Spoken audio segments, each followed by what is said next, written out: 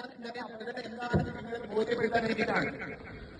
ബസ്സിൽ നിന്ന് ഇറങ്ങി വരുന്ന കുട്ടി ഈ സൈഡിലൂടെ ഇവിടെ ഇറങ്ങി നിൽക്കുമ്പോൾ അതിന്റെ ഉള്ളിലിരിക്കുന്ന ഡ്രൈവർ ആ കുട്ടിയെ കാണാൻ കഴിയില്ല.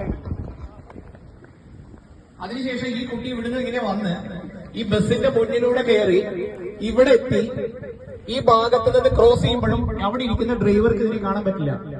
ഇതിനെയാണ് ബ്ലൈൻഡ് സ്പോട്ട് എന്ന് പറയാ. അപ്പോ ഇതുവഴി ഇങ്ങനെ പോകുന്ന കുട്ടീനെ ഒരു കാരണവശാൽ ആര് കാണുന്നില്ല? ഡ്രൈവർ കാണുന്നില്ല. അപ്പോ ഒരു ബസ്സിന്റെ മുന്നിലൂടെ ജീവിതത്തിൽ ഒരിക്കലും ഇതുപോലെ നിങ്ങൾ ക്രോസ് ചെയ്യാൻ ശ്രമിക്കരുത്.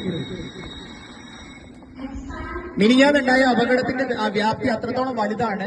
ഡ്രൈവർ കണ്ടില്ല, കുട്ടീനെ ബസ് ഇടിച്ചിടുകയും അതിന്റെ ഫ്രണ്ട് ടയർ കയറി ആ കുട്ടിയുടെ മുകളിൽ കൂടെ കയറി. അത് മാത്രമല്ല, അത് കഴിഞ്ഞ് ബാക്ക് ടയറും ആ കുട്ടിയുടെ മേലെ കൂടെ കയറിയിട്ടാണ് ബസ്സിലെ ഡ്രൈവർ അറിയുന്നത്. അപ്പൊ ബ്ലൈൻഡ് സ്പോട്ട്